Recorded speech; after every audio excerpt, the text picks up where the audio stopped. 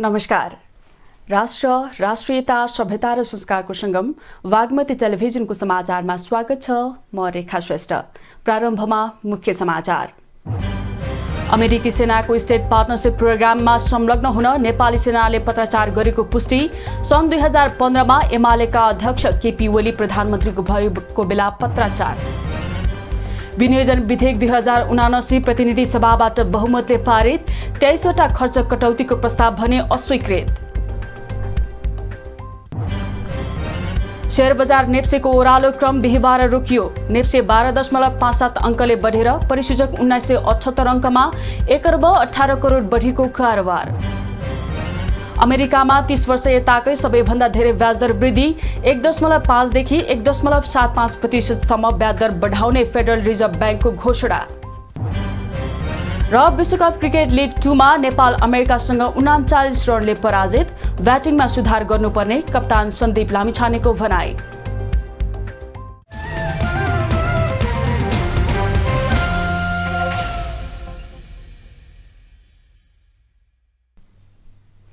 सुरु गरौं एसपीपीमा संलग्न हुन सेनाले पत्राचार गरेको पुष्टि सम्बन्धी समाचारबाट। अमेरिकी सेनाको स्टेट पार्टनरशिप प्रोग्राममा सामेल हुने भन्दै नेपाली सेनाले 2072 साल कार्तिक 10 गते पठाएको पत्र सार्वजनिक भएको छ। सन् 2015 को अक्टोबर 27 अर्थात् 2072 कार्तिक 10 गते तत्कालीन प्रधान सेनापति राजेन्द्र छेत्रीले नेपाल स्थित अमेरिकी राजदूत अलाइना बी तेप्लिजलाई पत्र लेख्दै नेपाल सरकारका तर्फबाट आधिकारिक रूपमा नेशनल गार्ड स्टेट पार्टनरशिप प्रोग्राममा सहभागी हुन अनुरोध गर्नुभएको छ। नेकपा एमालेका अध्यक्ष केपी शर्मा ओली प्रधानमन्त्री भएको करिब 15 दिनपछि नेपाली सेनाले पत्र पठाएको थियो। ओली 2072 असोज 25 गते पहिलो कार्यकालमा प्रधानमन्त्री नियुक्त हुनुभएको थियो। त्यसबेला रक्षा मन्त्रालय पनि उहाँले नै सम्हाल्नु भएको थियो। बुधबार अमेरिकी दूतावासले पत्रकारहरूसँगको कुराकानीमा नेपालले सन् 2015 र सन् 2017मा एसपीपीमा सहभागी हुन पत्राचार गरेको र सन् 2019मा अमेरिकाले स्वीकार गरेको प्रष्टीकरण दिएको थियो।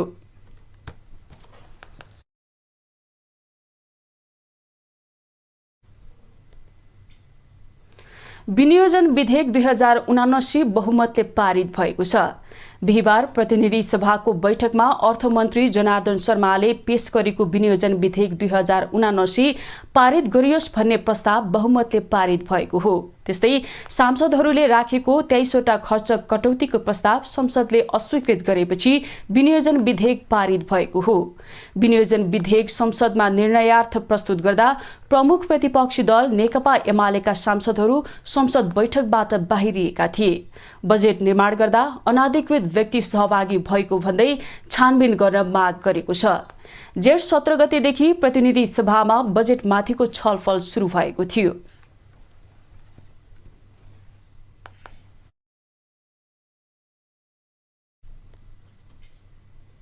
सञ्चार तथा सूचना प्रविधि मन्त्री ज्ञानेन्द्र बहादुर कार्कीले नेपाली भूमि लिम्पियाधुरा, लिपुलेक र कालापानी फिर्ता गर्न कूटनीतिक प्रयास जारी रहेको बताउनु भएको छ। बिहिबार प्रतिनिधि सभा बैठकमा विनियोजन विधेयक 2079 अन्तर्गत राष्ट्रिय योजना आयोगको सचिवालय, प्रधानमन्त्री तथा मन्त्री परिषदको कार्यालय, राष्ट्रपतिको कार्यालय एवं उपराष्ट्रपतिको कार्यालयको विभिन्न शीर्षकहरूमाथिको छलफलमा उठेका प्रश्नहरूको प्रधानमन्त्री शेरबहादुर देउवाको तर्फबाट जवाफ दिँदै मन्त्री कार्कीले यस्तो बताउनु भएको हो। उहाँले सरकार नेपाली भूमिको रक्षा गर्न कटिबद्ध रहेको बताउनुभयो।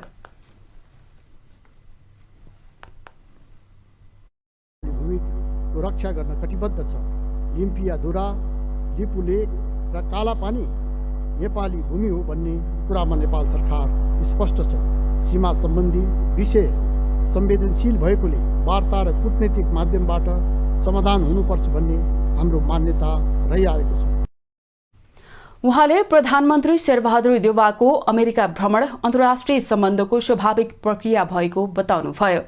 मन्त्री कार्कीले अमेरिकाको स्टेट पार्टनरशिप प्रोग्राममा आबद्ध हुनको लागि नेपाल सरकारले कुनै निर्णय नगरेको र निर्णय गर्ने सोचमा पनि नरहेको स्पष्ट पार्नुभयो। स्टेट पार्टनरशिप प्रोग्राममा आबद्ध हुने सम्बन्धमा नेपाल सरकारले कुनै निर्णय गरेको छैन र गर्ने सोचमा पनि सोच पनि राखेको छैन। उहाँले तिब्बती शरणार्थी शिविरमा अमेरिकी अधिकारीहरूलाई सरकारको आयोजनामा नघुमाइएको बताउनुभयो। नेपालले कुनै पनि मित्र राष्ट्रको हित विपरीत हुने गरी आफ्नो भूमि प्रयोग गर्न नदिने उहाँले स्पष्ट पार्नुभयो। आफ्नो भूमि कुनै पनि मित्र राष्ट्रको हित विपरीत हुने गरी प्रयोग गर्न दिन्न, यो कुरामा नेपाल सरकार प्रतिबद्ध रहेको कुरा म यो सम्मानित सदनमा स्पष्ट पार्न चाहन्छु। मन्त्री कार्कीले राष्ट्रिय योजना आयोगको स्वीकृत मापदण्डको आधारमा नै योजनाहरूको बाँडफाँड भएको बताउनुभयो।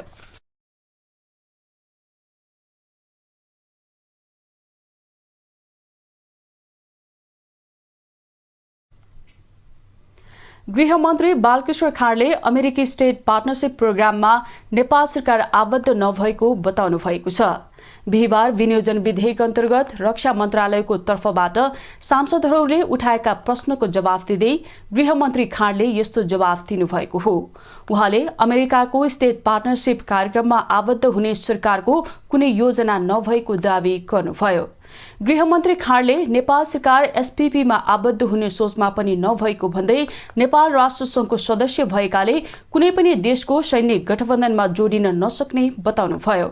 नेपालको भूमि मित्र राष्ट्रहरूलाई प्रयोग गर्न नदिन सरकार पूर्ण प्रतिबद्ध रहेको उहाँको भनाइ थियो। नेपालको भूमि हाम्रा मित्र राष्ट्रहरू विरुद्ध प्रयोग हुन नदिन सरकार पूर्ण प्रतिबद्ध रहेको छ। नेपालको भूमि कुनै पनि मित्र राष्ट्र विरुद्ध कुनै पनि प्रकारले प्रयोग हुन दिँदैनौँ, यसमा नेपाल सरकार दृढ छ। गृहमन्त्री खाँडले सांसदहरूले एमसीसी र एसपीपीलाई एकै ठाउँमा जोडेर हेर्न नहुने बताउनुभयो। उहाँले एमसीसी नेपालको गरिबी निवारण, रोजगारी वृद्धि, भौतिक पूर्वाधारको विकास र विद्युत सडकमा अनुदान दिने सहमति भएको बताउनुभयो। मन्त्री खाँडले एमसीसी परियोजना आर्थिक र विकास परियोजना भएकाले संयुक्त राष्ट्रसङ्घमा छलफल भएर अगाडि बढेको जिकिर गर्नुभयो। विकास परियोजना हो, संयुक्त राष्ट्र संघमा छलफल भएर यो अगाडि बढेको हो। दुनियाँका अविकसित मुलुकहरू र गरिब मुलुकहरूलाई कसरी विकसित गराउने भन्ने सोचका साथै यो अगाडि बढेको हो। मन्त्री खाँडले एसपीपी सैन्य कार्यक्रम भएको र नेपाल एसपीपीको सदस्य नभएकाले नेपालको सरकारको विषय नभएको बताउनुभयो।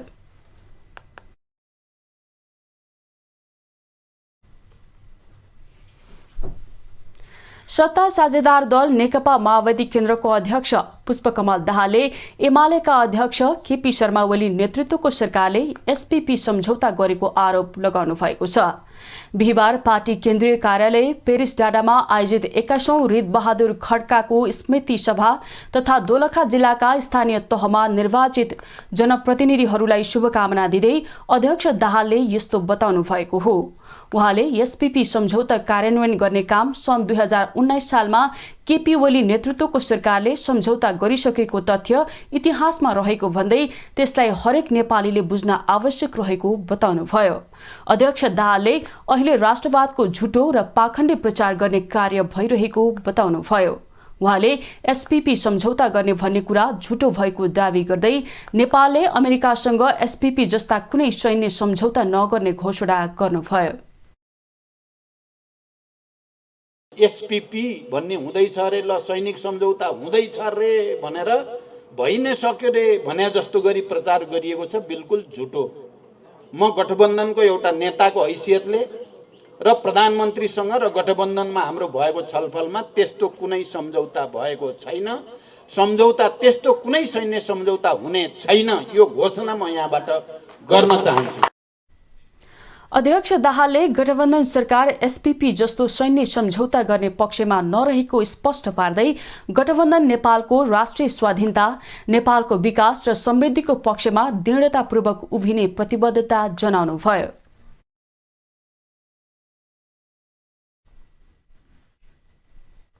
नेकपा एमालेका सांसद ईश्वर पोखरेलले अमेरिकाद्वारा प्रस्तावित स्टेट पार्टनरशिप प्रोग्राम सम्झौता केपी ओली नेतृत्वको सरकारका पालामा अघि नबढाइएको बताउनु भएको छ।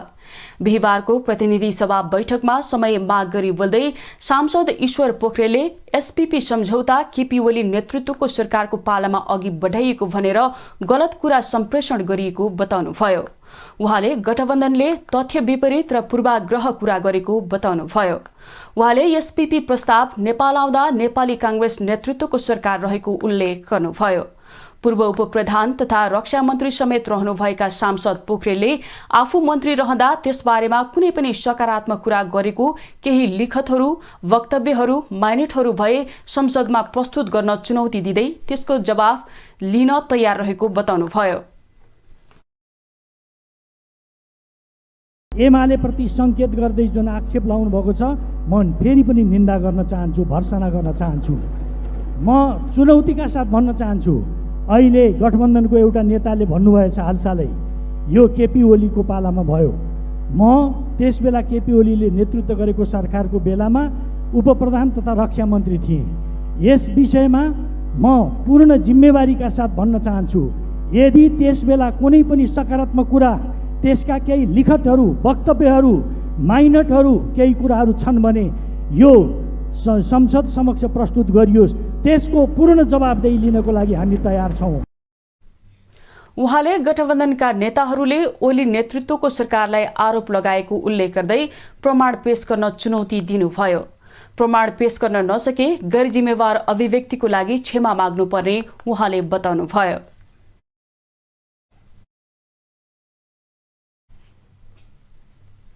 सञ्चार तथा सूचना प्रविधि मन्त्री ज्ञानेन्द्र बहादुर कार्कीले अमेरिकी सेना नेपाल आएर बस्ने कुरामा कुनै सत्यता नरहेको स्पष्ट पार्नु भएको छ।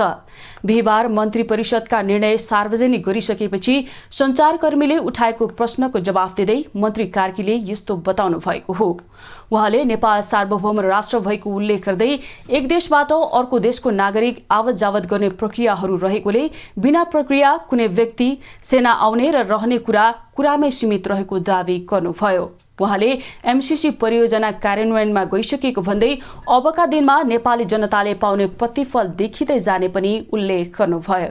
योजनालाई समयमै सम्पन्न गरेर यसको लाभबाट नेपाली समाजलाई लाभान्वित गर्नका निमित्त हामी सबैले साझा प्रयत्न गरौँ।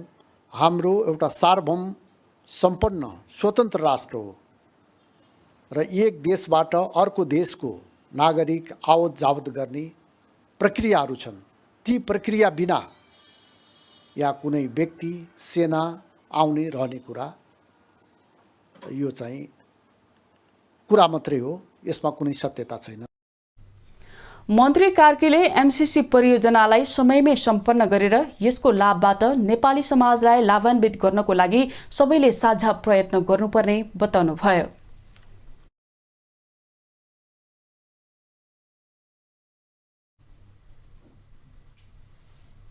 समाचारमा एकैछिन विश्राम।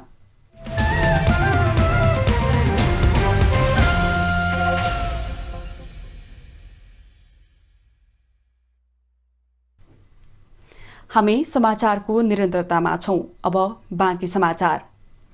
पत्रकारिता एक प्रतिष्ठित, सम्मानित र मर्यादित पेशा हो। एउटा पत्रकारले जहिले पनि दैनिकी घटना लेखिरहेको हुन्छ र आम मानिसलाई सूचना प्रवाह गरिरहेको हुन्छ। कुनै समय छापा माध्यममा मात्र सीमित पत्रकारिता अहिले निकै फराकिलो बन्दै गएको छ। पत्रकारिता एक प्रतिष्ठित, सम्मानित र मर्यादित पेशा हो। एउटा पत्रकारले जहिले पनि दैनिकी घटना लेखिरहेको हुन्छ र आम मानिसलाई सूचना प्रवाह गरिरहेको हुन्छ। एउटा पत्रकारलाई समाचारकै माध्यमबाट समाजभित्रका राम्रा नराम्रा पक्षलाई उजागर गर्दै समाजलाई टेवा दिइरहेको हुन्छ। त्यसैले पनि पत्रकारितालाई कहिल्यै सिकिन नसकिने विषय भनेर पनि बुझिन्छ। तर अहिलेको पत्रकारिता हेर्ने हो भने विकृतिले भरिएको छ। एउटा जिमेल आइडीको भरमा युट्युब च्यानल खोली क्यामेरा र बुम बोकेर गलत र भ्रामक समाचार बनिरहेका गरेका छन्। डलरको लोभमा श्रीमान श्रीमतीको झगडादेखि अश्लील सामग्रीलाई समाचारको माध्यम बनाइरहेका छन्। कुनै समय छापा माध्यममा मात्र सीमित पत्रकारिता अहिले निकै फराकिलो बन्दै गएको छ। एउटा खबर प्राप्त गर्न हप्ता दिन लाग्दथ्यो, तर अहिले प्रविधिले फड्को मारेसँगै विश्वभरका खबर प्राप्त गर्न 1 सेकेन्ड पनि लाग्दैन। प्रविधिले जति सजिलो बनाएको छ त्यति नै विकृति पनि थपिँदै गएको छ। घर घरमा पत्रकार छन्, जसले गर्दा पत्रकारितालाई हेर्ने नजर पनि फरक बन्दै गएको छ। अझ भनौँ आवश्यकता भन्दा बाहिरको विषयलाई बढी प्राथमिकता दिएर समाचार बन्नुले पत्रकारिताको धज्जी उडेको छ। जेठाजु बुहारीको सम्बन्ध, सासु बुहारी बीचको झगडा, विवाहित महिलाको परपुरुषसँगको सम्बन्ध जस्ता कुरालाई बढी प्राथमिकता दिइन्छ, जुन नितान्त पारिवारिक समस्या हो। डलरको लोभमा यस्ता समाचारलाई प्राथमिकतामा राख्दा कतिको घरबार बिग्रिएको छ भने कति मानसिक रोगको शिकार समेत बनेका छन्। पत्रकारको नाममा गरिएका यस्ता गतिविधिले सिङ्गो सञ्चार माध्यमलाई हेर्ने दृष्टिकोण नै फेरिएको छ। कसलाई भन्ने पत्रकार? के हातमा बुम र क्यामेरा बोक्दैमा पत्रकार भइन्छ? आखिर कसले बुझाइदिने पत्रकारिताको मर्म? अनावश्यक विषयमा आफूलाई फरक साबित गर्न र भ्युजको लोभमा मन परी गरिएको छ। दर्शकलाई भ्रममा पारेर कन्टेन्टको आशय फरक हुँदा पनि घुमाउरो पारामा टाइटल राखिएको हुन्छ। कति राष्ट्रिय स्तरका सञ्चार माध्यमहरू पनि विज्ञापनको लोभमा गलत समाचार बनाउन पछि पर्दैनन्, जसले गर्दा सत्य र तथ्य समाचार सम्प्रेषण गर्ने सञ्चार माध्यमहरू ओझेलमा परेका छन्। सक्कली र इमान्दार पत्रकारहरू आँसु पिउन बाध्य छन् भने नक्कली र बजारियाको चुरीफुरी हेरि नसक्नु छ। यी र यस्ता भ्रम फैलाउने खालका समाचारलाई नियन्त्रण गर्न जिम्मेवार निकायले कस्तो भूमिका खेल्ने? पत्रकार महासंघ जस्ता जिम्मेवार निकाय यस्ता विषयमा संवेदनशील बन्ने कि नबन्ने? हाम्रो सोच अरूप्रति बढी केन्द्रित हुन्छ। अरूको नराम्रा पक्षलाई केलाई हेर्छौं, तर आफूभित्रको कमजोरीलाई सुधार्न खोज्दैनौं। हजारौं पत्रकार जसले पत्रकारिताको परिचय पत्र बोक्नु भएको छ, सबैले आफ्नो तर्फबाट इमान्दार र कर्तव्यनिष्ठ भई सत्य र तथ्य समाचार सम्प्रेषण गर्नु राष्ट्रको चौथो अङ्ग मानिने पत्रकारिताको आजको आवश्यकता हो। एउटा सञ्चार माध्यम जसले आफ्नै क्षेत्रमा रहेका विकृति विसङ्गतिको बारेमा बोल्दै गर्दा बागमती टेलिभिजन आम सञ्चार माध्यमलाई सचेत गराउँदै राष्ट्र, राष्ट्रियता, सभ्यता र संस्कार संरक्षणमा कदापि पछि हट्ने छैन। प्रमुख प्रतिपक्षी दल नेकपा एमालेका अध्यक्ष केपी शर्मा ओलीले व्यापारिक प्रतिनिधि राखेर कमिसनले बजेट बनाएको आरोप लगाउनु भएको छ। बिहिबार काठमाडौँमा आयोजित स्थानीय तहमा निर्वाचित पार्टीका जनप्रतिनिधिहरूको प्रशिक्षण कार्यक्रमलाई उद्घाटन गर्दै उहाँले यस्तो बताउनु भएको हो। अध्यक्ष ओलीले बजेट बनाउँदा अनाधिकृत व्यक्तिहरू राखेको व्यापारिक प्रतिनिधि राखेर करका दर सेटिङमा राखेको दावी गर्नुभयो।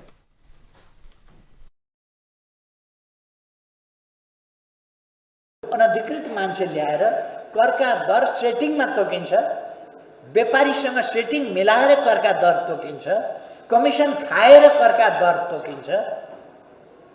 त्यस्तो त कुनै राज्य, कुनै प्रणालीमा पनि कल्पना गर्न सकिँदैन। यो त पञ्चायत कालमा पनि हुँदैन थियो, यो कहिले पनि हुँदैन। जहाँ बजेट पेश गरिन्छ र एउटा चलन हुन्छ, बजेट प्रस्तुत गर्नभन्दा अगाडि प्रधानमन्त्रीले क्याबिनेटको बैठक राख्छ, त्यहाँ ब्रिफिङ गरिन्छ बजेट, करका दरहरू होइन। अध्यक्ष ओलीले पार्टीका उपाध्यक्ष घनश्याम भुषालप्रति लक्षित गर्दै कतिपय व्यक्तिहरू पार्टीले दिएको अहोदा सुविधाहरू उपभोग गरेर पार्टीको अपमान बेइज्जत गरिरहेको बताउनुभयो। अध्यक्ष ओलीले पार्टीमा गरेको गद्दारीको हिसाब किताब समयक्रममा हुने चेतावनी दिनुभयो।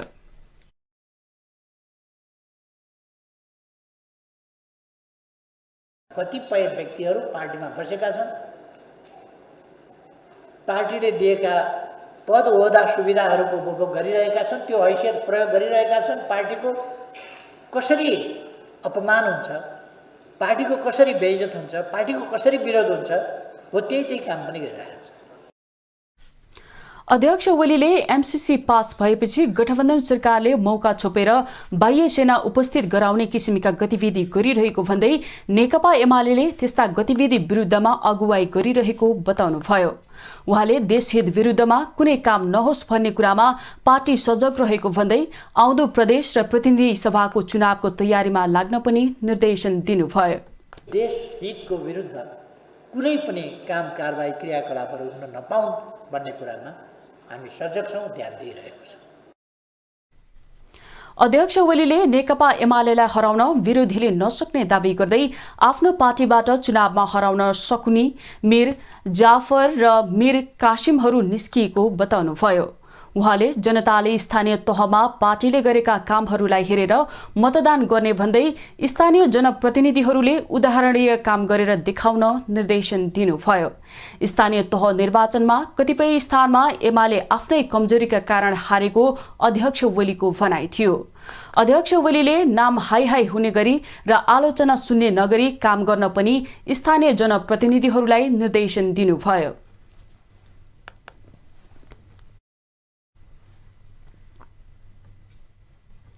नेकपा एमालेका सांसद भानुभक्त ढकालले अर्थमन्त्री जनार्दन शर्मालाई एमालेले अर्थमन्त्रीको रूपमा स्वीकार नगर्ने बताउनु भएको छ। बिहिबारको प्रतिनिधि सभा बैठकमा विनियोजन विधेयकको सम्बन्धमा अर्थ मन्त्रालयको जवाफ दिन अर्थमन्त्री शर्मालाई कार्यसूचीमा राखेको प्रति आपत्ति जनाउँदै सांसद ढकालले शर्मालाई अर्थमन्त्रीको रूपमा स्वीकार गर्न नसकिने बताउनु भएको हो। अर्थमन्त्रीले बिचौलियाको चङ्गुलमा परेर करको दर परिवर्तन गरी राष्ट्रघात गर्नुभएको उहाँको भनाइ थियो। एमालेले अर्थमन्त्रीको राजीनामा मागिरहँदा पनि कार्यसूचीमा अर्थमन्त्रीलाई हालेको प्रति एमालेको असहमति र विरोध रहेको उहाँले बताउनुभयो। सांसद ढकालले अर्थमन्त्रीलाई जिम्मेवारीबाट नहटाइएकाले बिचौलियाहरूको सञ्जाल अर्थमन्त्री भन्दा माथि पनि छ कि भन्ने आशंका उब्जाएको बताउनुभयो। त्यसैगरी सांसद हृदय त्रिपाठीले पनि अर्थमन्त्रीमाथि छानबिन गर्न संसदीय समितिको माग गर्नुभयो। उहाँले अर्थमन्त्रीले बिचौलियाको प्रयोग गरेको हो भने त्यो अपराध गरेको ठहरिने बताउनुभयो।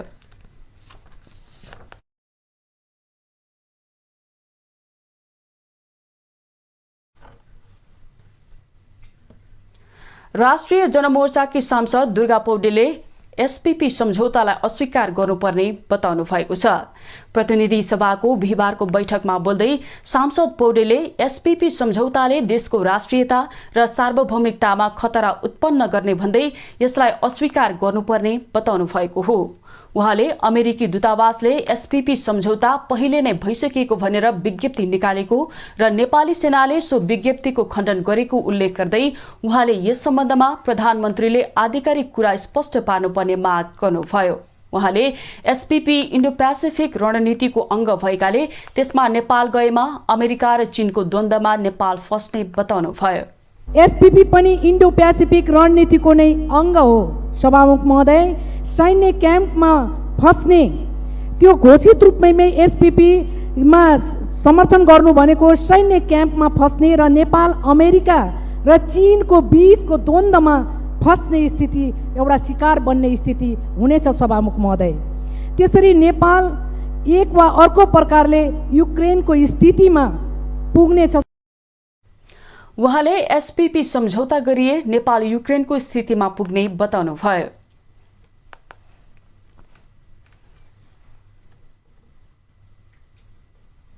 नेपाल प्रहरीको लागू औषध नियन्त्रण ब्युरोले 1 अर्ब 2 करोड रुपैयाँ बराबरको सेतो हेरोइन सहित 7 जना महिलालाई पक्राउ गरेको छ। बिहिबार पत्रकार सम्मेलन गर्दै गत जेठ 26 देखि 31 गते एक साताको अवधिमा 51 किलो सेतो हेरोइन सहित 7 जना अफ्रिकन नागरिक पक्राउ गरेको ब्युरोले जनाएको छ। पत्रकार सम्मेलनमा लागू औषध नियन्त्रण ब्युरो कार्यालय प्रमुख जीवन कुमार श्रेष्ठले नेपाललाई ट्रान्जिट बनाएर भारत लगायतका देशमा कारोबार गर्ने उद्देश्यले नेपालको त्रिभुवन अन्तर्राष्ट्रिय विमानस्थल प्रयोग गरी लागू औषध कारोबार गर्नेहरूलाई पक्राउ गरेको बताउनुभयो। उहाँले विगतमा पनि लागू औषध कारोबारीहरू पक्राउ गरिएको आधारमा निगरानी राख्दै जाँदा 51 केजी हेरोइन फेला परेको बताउनुभयो। उहाँले बरामद गरिएको 51 केजी हेरोइन अहिलेको बजार मूल्य अनुसार 1 अर्ब 2 करोड रुपैयाँ बराबर हुन आउने स्पष्ट पार्नुभयो। प्रमुख श्रेष्ठले पक्राउ परेका 7 जना दक्षिण अफ्रिकाका महिला नागरिक रहेको बताउनुभयो। टोटल यसको अवैध मूल्य जुन स्थित मूल्य छ यो 51 केजीको 1 अर्ब 2 करोड रुपैयाँ बराबरको नेपाली रुपैयाँ बराबरको हुन आउने रहेछ। आइतबार त्रिभुवन अन्तर्राष्ट्रिय विमानस्थलबाट पक्राउ गरिएका मोरिल नासाम्बा र थान डेकिलेको बयानका आधारमा थप 8 किलो कोकिनसँगै दक्षिण अफ्रिकन महिला नभोनी थावालाला पक्राउ गरिएको प्रमुख श्रेष्ठले बताउनुभयो। पक्राउ परेकाहरूमध्ये 2 जना नेपाल आउजाउ गरिरहने गरेको र 5 जना पहिलो पटक नेपाल आएको अनुसन्धानबाट पत्ता लागेको उहाँहरूको भनाइ छ।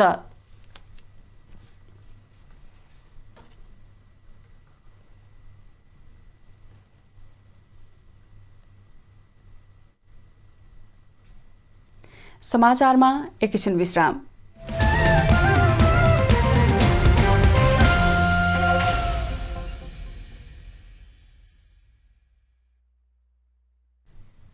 हामी समाचारको निरन्तरतामा छौं। अब बाँकी समाचार। डडेलधुराको नवदुर्गा गाउँपालिकामा रहेको श्री वीरबल भद्र उच्च माध्यमिक विद्यालयमा अध्ययनरत छात्राहरूलाई आत्मसुरक्षा तथा प्रतिकार तालिम दिएको छ। जीवनोपयोगी सिप अन्तर्गत विद्यालयमा अध्ययनरत किशोरीहरूलाई आत्मरक्षा तालिम दिएको हो।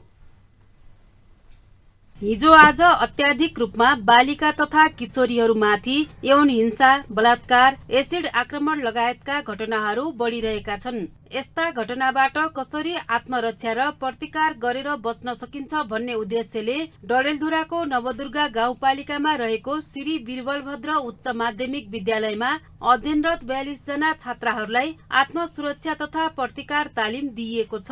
तालिमले आफ्नो सुरक्षा आफै गर्न सक्ने आत्मविश्वास समेत बढाएको तालिममा सहभागीहरूको भनाइ छ। हाम्रो स्वास्थ्यको लागि एकदम राम्रो काम हो। कहीँ बाटोमा हिँड्दाखेरि कसैले अट्याक गर्न खोज्यो भने हामी आफ्नो सुरक्षा आफै गर्न सक्छौँ।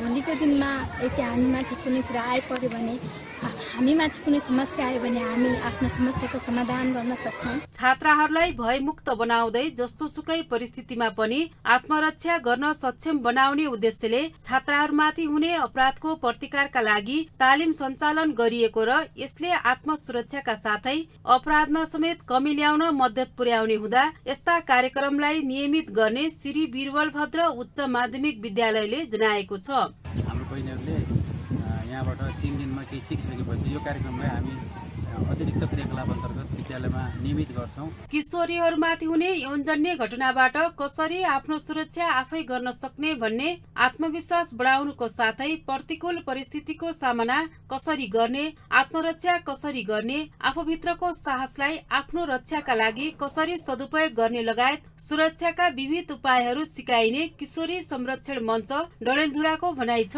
धेरै जसो ठाउँमा किशोरीहरूमाथि यी दुर्व्यवहारहरू र जुन के अरे उनीहरूको हत्या नै गर्ने सम्म जुन विकृतिहरू फैलिएको छन् यसको विरुद्ध र यसबाट आफू कसरी सुरक्षित रहने भनेर हामीले जुन 3 दिने ट्रेनिङ सञ्चालन गरेका छौँ। यता नवदुर्गा गाउँपालिकाले पछिल्लो समय देशका विभिन्न क्षेत्रमा महिलामाथि हुने जबरजस्ती करडी, कुटपिट जस्ता घटना मौलाउँदै गएको बेला किशोरीहरू असुरक्षित र यौन दुर्व्यवहारको घटनाबाट बच्नका लागि वडा स्तरबाट अभियान सुरु गर्ने जनाएको छ। म एकदमै गम्भीर र सिरियस हुनेछु र यस्तै विभिन्न किसिमका सङ्घ संस्थाहरू र वडा स्तरबाट पनि यस्ता किशोर किशोरीकाहरूका लागि अभियानहरू कार्यक्रमहरू सञ्चालन गर्ने प्रयास गर्नेछु। 42 जना छात्राहरूलाई आत्मसुरक्षा तथा प्रतिकार तालिम सुदूरपश्चिम प्रदेश युवा परिषद कार्यालय र किशोरी संरक्षण मञ्च डडेलधुराको आयोजनामा दिइएको छ। बागमती टेलिभिजनका लागि डडेलधुराबाट विकास जैरोको रिपोर्ट। अब आर्थिक समाचार।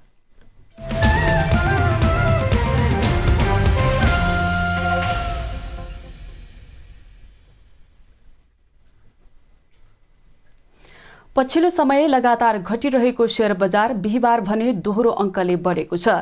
जेठको 25 गते 60 अङ्कले बढेको शेयर बजार परिसूचक नेप्से त्यसपछि कारोबार भएका 5 दिनसम्म लगातार ओह्रालो लागेको थियो। नेप्से 12.57 अङ्कले बढेर परिसूचक 1978.94 बिन्दुमा पुगेको छ। लगानी समूह बाहेक सबै समूहको शेयर सामान्य बढेको छ। 221 वटा कम्पनीको 35,94,000 किता शेयर 1 अर्ब 18 करोड 71 लाख रुपियाँमा कारोबार भएको छ। यस्तै क वर्गका कम्पनीहरूको कारोबार मापन गर्ने सेन्सिटिभ इन्डेक्स 2.93 अङ्कले बढेर 381.83 अङ्कमा पुगेर बन्द भएको छ।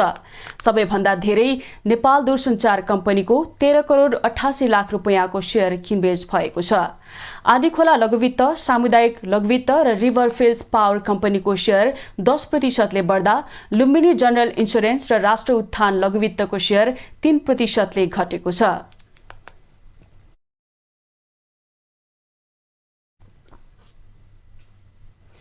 प्रधानमन्त्री शेरबहादुर देउवाले निर्यात प्रवर्धन तथा आयात प्रतिस्थापन गर्न निजी क्षेत्रको सक्रिय सहभागिता र सहकार्य बिना सम्भव नभएको बताउनु भएको छ। बिहिबार नेपाल चेम्बर अफ कमर्सले काठमाडौँमा आयोजना गरेको नेपाल चेम्बर एक्सपो 2022 को उद्घाटन गर्दै प्रधानमन्त्री देउवाले निर्यात प्रवर्धन तथा आयात प्रतिस्थापन गर्न निजी क्षेत्रको सक्रिय सहभागिता र सहकार्य बिना सम्भव नभएको बताउनु भएको हो। उहाँले निर्यात प्रवर्धन गरी आयात प्रतिस्थापनको लागि सरकार निजी क्षेत्रसँग सहकार्य गर्न तयार रहेको बताउनुभयो। प्रधानमन्त्री देउवाले स्वदेशी उत्पादनलाई बढीभन्दा बढी गुणस्तरीय बनाएर निर्यात प्रवर्धन गरी मुलुकको व्यापार घाटालाई कम गर्दै नेपालमा उत्पादन हुन सक्ने वस्तु तथा सेवा स्वदेशभित्रै उत्पादन गरी आयातलाई प्रतिस्थापन गर्ने सरकारको पहिलो प्राथमिकतामा रहेको दावी गर्नुभयो। उहाँले व्यापार एक्सपो तथा प्रदर्शनीहरूमा स्वदेशी उत्पादन, कच्चा पदार्थ र नेपाली मौलिक प्रविधि सिपबाट उत्पादित स्वदेशी वस्तुहरूलाई प्राथमिकताका साथ समावेश गरी वस्तुहरूको प्रचार प्रसार तथा पहुँचमा जोड दिन आवश्यक रहेको बताउनुभयो। प्रदर्शनीहरूमा स्वदेशी तथा स्वदेशी कच्चा पदार्थ र नेपाली मौलिक प्रविधि तथा सिपबाट उत्पादित स्वदेशी वस्तुहरूलाई प्राथमिकताका साथ समावेश गरी यस्ता वस्तुहरूको प्रचार प्रसार बजार पहुँच विस्तार गर्न जोड दिन आवश्यक छ। यसबाट निकासी प्रबन्धनमा समेत सहयोग पुग्नका साथै हाम्रा साना र मझौला उद्योगहरूको संरक्षण, जुगो विकासमा समेत मद्दत पुग्नेछ। प्रधानमन्त्री देउवाले चेम्बरले आयोजना गरेको व्यापार सम्मेलनको कोभिड-19बाट थला परेको व्यापार व्यवसायमा थप गति र ऊर्जा प्रदान गर्ने बताउनुभयो। त्यस्तै चेम्बर अफ कमर्सका अध्यक्ष राजेन्द्र मल्लले सरकारले अन्तर्राष्ट्रिय व्यापार सम्मेलन गर्नको लागि सरकारले छुट्टै स्थानको व्यवस्था गर्न माग गर्नुभयो। स्थलको एक्सपो स्थल चाहिँ नेपालमा चाहिँ छिटै नै हुनुपर्छ सम्माननीयज्यू। यसको लागि चाहिँ हामी यो निजी क्षेत्र पनि सरकारसँग एउटा सहकार्य गरेर चाहिँ अगाडि जान चाहन्छौँ।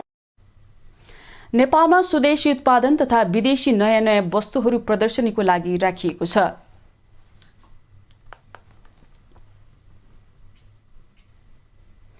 प्रतिनिधि सभामा अर्थमन्त्री जनार्दन शर्माले आफूले करको दर परिवर्तन गर्दा राष्ट्रघात नगरेको दावी गर्नुभएको छ। बिहिबार प्रतिनिधि सभामा सांसदहरूले उठाएको मन्त्रालय सम्बन्धी प्रश्नको जवाफ दिँदै मन्त्री शर्माले करको दर परिवर्तन गर्दा कुनै किसिमको राष्ट्रघात नगरेको बताउनु भएको हो। उहाँले राजस्वका दरहरू परिवर्तन गर्ने आवश्यक प्रक्रिया अनुसार सम्बन्धित विभागीय प्रमुखहरू र सचिवहरू सहितको कमिटीबीच छलफल गरेरै निर्धारण गरेको बताउनुभयो। मन्त्री शर्माले राजस्वका दर परिवर्तन गर्ने प्रचलन अनुसार परिवर्तन गरेका दर रेटहरूप्रति आफू पूर्ण जिम्मेवार र जवाफदेही रहेको जिकिर गर्नुभयो। उहाँले देशको डलरको सञ्चिति, आयात, उत्पादन र औद्योगिक वातावरणलाई कसरी अगाडि बढाउने भन्ने विषयलाई समेत ध्यानमा राखेर करका दरहरू परिवर्तन गरेको दावी गर्नुभयो। मन्त्री शर्माले करका दर परिवर्तन गर्दा कुनै पनि मान्छेभित्र नपसेको स्पष्ट पार्नुभयो। चेन्ज गर्ने सन्दर्भमा आवश्यक प्रक्रियाहरू छन्। प्रक्रियाको कुरा मैले सामान्य सदनमा अस्ति पनि मैले बताएको थिएँ कि त्यसमा सम्बन्धित विभागीय प्रमुख र सचिवज्यूहरू सहितको कमिटीले त्यसलाई बसेर गर्ने प्रचलन रहेको छ। त्यो अनुसार भएका दर रेटहरूप्रति म पूर्ण जिम्मेवार छु, जवाबदेही छु र त्यसमा कतै राष्ट्रघात भएको छ, कतै गद्दारी भएको छ भने त्यसको पूर्ण जिम्मेवार लिन म तयार छु।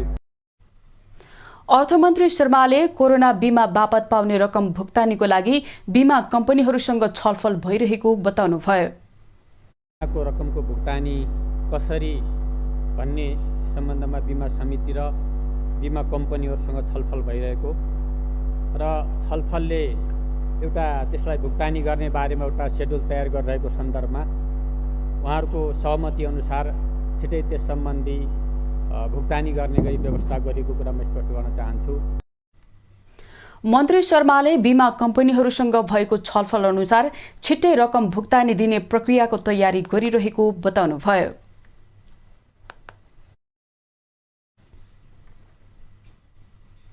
आर्थिक वर्ष 2079-80 का लागि 7वटै प्रदेश सरकारले बजेट सार्वजनिक गरेका छन्। बुधबार सार्वजनिक बजेटमा कृषि क्षेत्रलाई प्राथमिकतामा राखिएको छ। कृषि विकासका प्राथमिकताहरूमा मल बिउको उपलब्धता, उन्नत बिउ र सिंचाइको व्यवस्था, उत्पादनको बजारीकरण, बजार पूर्वाधार विकास र कृषि लगानीमा ब्याज अनुदानमा सरकारले किसानलाई सघाउने उल्लेख गरिएको छ। मुलुकका 7वटै प्रदेश सरकारले बुधबार सार्वजनिक गरेको बजेटमा कृषि मार्फत रोजगारी सिर्जना, उत्पादन वृद्धि गर्दै खाद्य सुरक्षा, दूध उत्पादनमा निर्भरताका कार्यक्रम पनि बजेटको मुख्य प्राथमिकतामा रहेका छन्। प्रदेश 1 सरकारले कृषि क्षेत्रमा आगामी वर्षका लागि 2 अर्ब 59 करोड 23 लाख रुपैयाँ बजेट विनियोजन गरेको छ।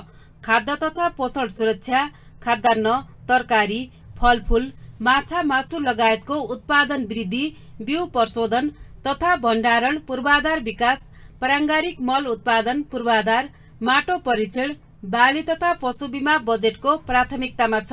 त्यस्तै मध्य प्रदेशले आगामी वर्ष कृषिका लागि 2 अर्ब 74 करोड 25 लाख रुपैयाँको बजेट विनियोजन गरेको छ। कृषि उत्पादन, सिंचाई प्रबन्ध, किसानलाई अनुदान र प्रविधि पहुँच विकास प्रदेशको कृषि बजेटको प्राथमिकतामा छ। मध्य प्रदेशले किसानको सिंचाइमा खपत हुने विद्युत महसुलमा 75% अनुदानको लोकप्रिय कार्यक्रम पनि बजेटमा घोषणा गरेको छ। बजेटले उत्पादनलाई दिइने अनुदान खारेज गरेर उत्पादनपछि दिइने प्रोत्साहनको अनुदानमा बजेटको ढाँचा विकास गरेको छ। बागमती प्रदेश सरकारले भने कृषि क्षेत्रका लागि 4 अर्ब 49 करोड 30 लाख रुपैयाँ बजेट विनियोजन गरेको छ। घुम्तीको स्थापना गरेर किसानलाई निर्व्याजी बिउ पुँजी उपलब्ध गराउन 50 करोड बजेटमा विनियोजन गरेको छ। यस्तै अण्डा, माछा, मासु, अदुवा, आलु र प्याजमा आत्मनिर्भर हुन यस क्षेत्रमा उत्पादनमा आधारित प्रोत्साहन प्रदान गर्न 44 करोड 50 लाख रुपैयाँ बजेट छुट्याएको छ भने उत्पादन 35%ले वृद्धि गर्ने योजना सहित प्रति लिटर 2 रुपैयाँ दूधको अनुदान वृद्धि गर्न 30 करोड छुट्याइएको छ। त्यस्तै गण्डकी प्रदेशले कृषि विकासका लागि 96 करोड 16 लाख रुपैयाँ बजेट विनियोजन गरेको छ। कृषि पूर्वाधार, बिउ बिजन, मलको व्यवस्था र किसानको उत्पादनको बजारीकरण बजेटको प्राथमिकतामा छ। लुम्बिनी प्रदेशले आगामी आर्थिक वर्षका लागि 77 करोड 66 लाख रुपैयाँ बजेट विनियोजन गरेको छ। बजेटमा कृषि उत्पादन वृद्धि, बजारीकरण, उत्पादनमा आत्मनिर्भरता विकास, उत्पादन नगद प्रोत्साहनलाई प्राथमिकतामा राखिएको छ। कर्णाली प्रदेशले भूमि, कृषि तथा सहकारी क्षेत्रका लागि 2 अर्ब 38 करोड रुपैयाँ विनियोजन गरेको छ। व्यावसायिक तथा प्रतिस्पर्धात्मक मूल्यवान कृषि उत्पादनमा जोड दिएको बजेटमा रैथाने उत्पादनहरू प्रवर्धन, ब्याज अनुदान, कृषि सामग्रीमा अनुदान, कृषि उपजको न्यूनतम समर्थन मूल्य तोकिने जस्ता लोकप्रिय कार्यक्रम समेटिएको छ। सुदूरपश्चिम प्रदेशले आगामी आर्थिक वर्षका लागि कृषितर्फ कुल 3 अर्ब 10 करोड 36 लाख रुपैयाँ बजेट विनियोजन गरेको छ। बजेटमा उत्पादन वृद्धि र आत्मनिर्भरतालाई जोड दिएको छ। एक खेतमा 3 बाली उत्पादन वृद्धि गरौँ यसपालि, प्रदेश सरकार कृषकको अभिभावक जस्ता कार्यक्रममा पनि बजेट विनियोजन गरिएको छ। कृषक पुरस्कार, बोटमा लगानी जस्ता कार्यक्रम पनि बजेटमा उल्लेख छ। अब अन्तर्राष्ट्रिय समाचार।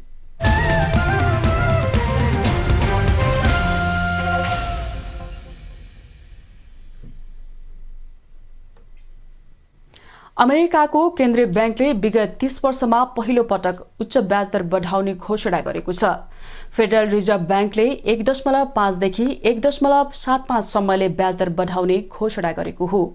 गएको महिना अप्रत्याशित रूपमा अमेरिकामा मुद्रास्फीति बढेपछि मार्च यताको यो तेस्रो यस्तो वृद्धि हो। यो सँगै अर्थतन्त्रले सामना गरिरहेको अनिश्चितता थप बढ्ने ठानिएको छ। सन् 1994 पछि यति उच्च दरमा ब्याज दर बढाइएको पहिलो पटक हो। गएको मार्च महिनामै पनि ब्याज दर बढिसकेकाले अब बढ्ने ब्याज दरले अमेरिकामा महँगी निकै बढ्ने र उत्पादन क्षेत्र खुम्चिने अर्थविदले बताएका छन्। यो वर्षको अन्त्यसम्ममा ब्याङ्कले फेडरल रिजर्भ ब्याङ्कबाट सापटी लिँदा 3.4% सम्म ब्याज तिर्नुपर्ने अवस्था आउने जनाइएको छ। यसले नागरिकले पाउने ऋणको ब्याज पनि बढाउने निश्चित छ। विश्वभरका केन्द्रीय ब्याङ्कले पछिल्लो समय ब्याज दर बढाउने निर्णय गरिसकेका छन्, जसका कारण विश्वभर नै आर्थिक व्यवस्था प्रभावित हुने देखिएको छ।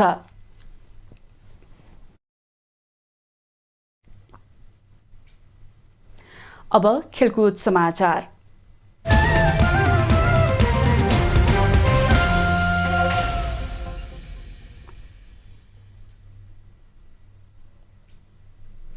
आईसीसी विश्वकप लिग 2 त्रिकोणात्मक ओडीआई सिरिजको अन्तिम खेलमा नेपाल अमेरिकासँग 39 रनले पराजित भएको छ।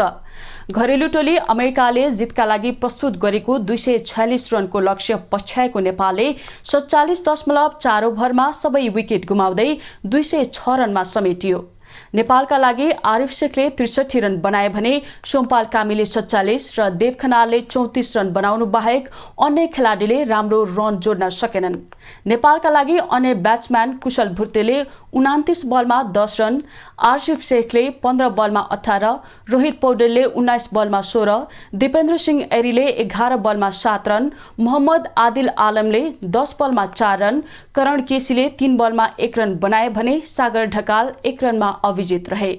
कप्तान सन्दीप लामिछानेले खाता नै खोल्न सकेनन्। अमेरिकाका लागि सौरभ नेत्रभालकर र अलिफ खानले समान 3-3 विकेट लिए।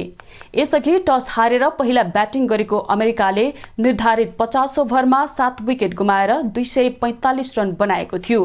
नेपालका करण केसीले 3 तथा सन्दीप लामिछानेले 2 तथा सोमपाल कामी र दिपेन्द्र सिंह एरीले 1-1 विकेट लिए। खेलपछि सञ्चारकर्मीहरूसँग कुराकानी गर्दै कप्तान सन्दीप लामिछानेले हारेका सबै खेल जित नजिक पुगेर हारेको बताउनुभयो। सबै खेल जित्ने अवसर रहँदा पनि ब्याटिङमा विकेटको नियन्त्रण गर्न नसक्दा हार्न बाध्य भएको उहाँको भनाइ छ।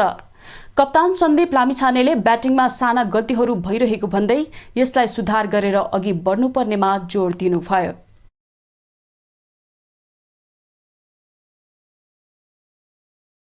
स्मल प्याचेस जहाँ चाहिँ हामी एउटा पार्टनरसिप बिल्ड गर्छौँ, त्यसपछि कोल्याप्स भइरहेको छौँ, चाहे त्यो टप अर्डरदेखि होस् चाहे त्यो लोवर मिडल अर्डर होस् मिडल अर्डर होस्, त्यो सानो सानो प्याचेसहरू चाहिँ जुन ब्याड प्याचेसहरू आइरहेको छ त्यसलाई चाहिँ हामीले कन्ट्रोल गर्नु एकदम जरुरी छ। र this series was a good lesson for all of us, we are so confident of having 4वटै गेम जित्ने अवस्थामा पनि थियौँ, लाइक म पहिला पनि भनेको थिएँ, र एकदम जितको नजिक पुगेर यो तरिकाले हार्नु चाहिँ आई थिङ्क इट रियली सोज हामी कहाँ छौँ अहिले र अझै कति कुराहरू चाहिँ हामीले यहाँबाट सुधार गर्नुपर्ने जरुरी छ। अमेरिकासँगको हारसँगै नेपाल 16 खेलबाट 15 अङ्क सहित तालिकाको 5औं स्थानमा रहेको छ। श्रृङ्खलामा नेपालका Karan KC player of the series घोषित भएका छन्। 7 देश सम्मिलित समूह चरणमा 44 अङ्क सहित ओमान शीर्ष स्थानमा छ। ओमानले लिग 2 अन्तर्गतका सबै खेल खेलिसकेको छ।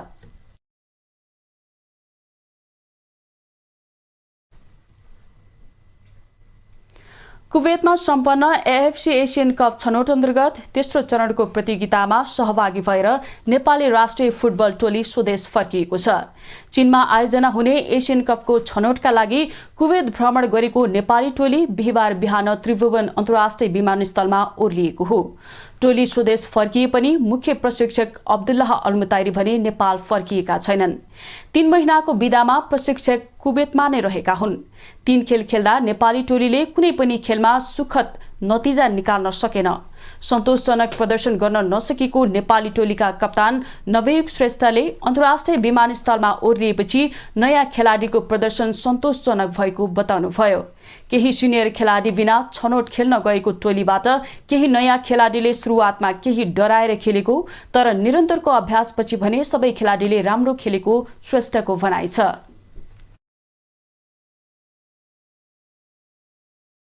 नयाँ भाइहरूको चाहिँ पर्फर्मेन्स राम्रै लागेको छ भन्नु राम्रै छ होइन। जुन विवाद थियो अब त्यो विवाद नेपालबाट गइसकेपछि हामी त्यो कुरामा हुने भएन। हामी प्लेयरहरूमा सबै नयाँ भाइहरू सुरुमा एकैचोटि आउँदाखेरि चाहिँ अलिकति खेल्नलाई चाहिँ अलिकति डराएको जस्तो होइन अप्ठ्यारो भएको हो कि जस्तो चाहिँ भएको थियो। त्यो पछाडि हामी रेगुलर ट्रेनिङ गर्न थालिसकेपछि सबै एज अ टिम राम्रै गर्न थालेको छ।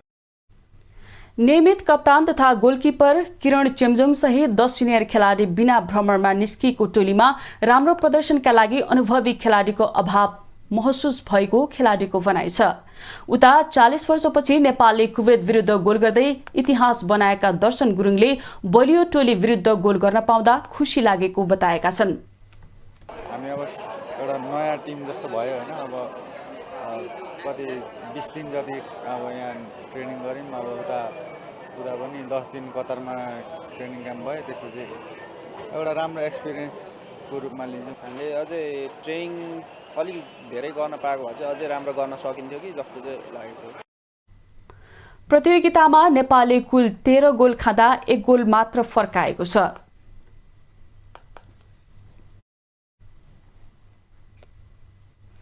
अब मौसम सम्बन्धी समाचार।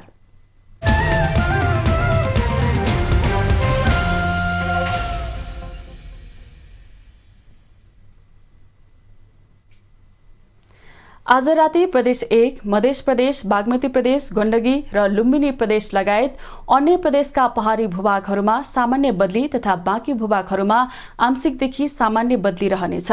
प्रदेश 1, मध्य प्रदेश, बागमती प्रदेश र गण्डकी प्रदेशका केही, लुम्बिनी प्रदेशका थोरै र अन्य प्रदेशका पहाडी भूभागका 1-2 स्थानमा मेघगर्जन, चट्यान सहित हल्कादेखि मध्यम वर्षाको सम्भावना रहेको छ।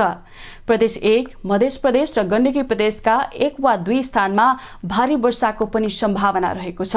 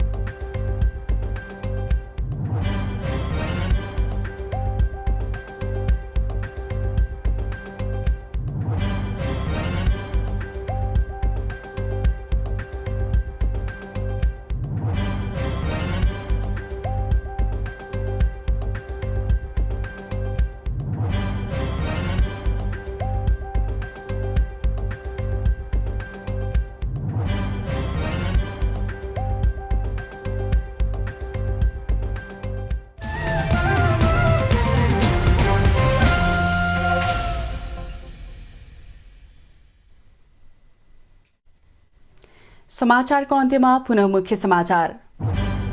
अमेरिकी सेनाको स्टेट पार्टनरशिप प्रोग्राम SPP मा संलग्न हुन नेपाली सेनाले पत्राचार गरेको पुष्टि। सन् 2015 मा एमालेका अध्यक्ष केपी ओली प्रधानमन्त्री भएको बेला पत्राचार। विनियोजन विधेयक 2079 प्रतिनिधि सभाबाट बहुमतले पारित। 23 वटा खर्च कटौतीको प्रस्ताव भने अस्वीकृत। शेयर बजार नेप्सेको ओह्रालो क्रम बिहिबार रोकियो। नेप्से 12.57 अङ्कले बढेर परिसूचक 1978 अङ्कमा 1 अर्ब 18 करोड बढीको कारोबार। अमेरिकामा 30 वर्ष यताकै सबैभन्दा धेरै ब्याजदर वृद्धि। 1.5 देखि 1.75% सम्म ब्याजदर बढाउने फेडरल रिजर्भ ब्याङ्कको घोषणा। र विश्वकप क्रिकेट लिग 2 मा नेपाल अमेरिकासँग 39 रनले पराजित। ब्याटिङमा सुधार गर्नुपर्ने कप्तान सन्दीप लामिछानेको भनाई।